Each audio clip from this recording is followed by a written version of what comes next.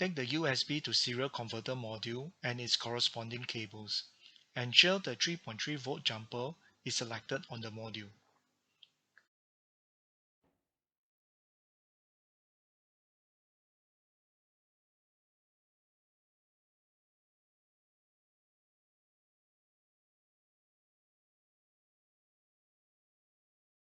Connect the cable to transmit, which is TXT, receive, RXT, and ground, GND.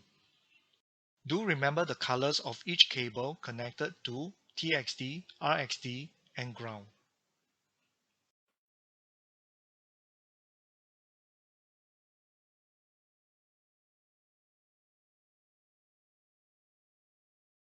Take some electrical tape and protect the back of the module.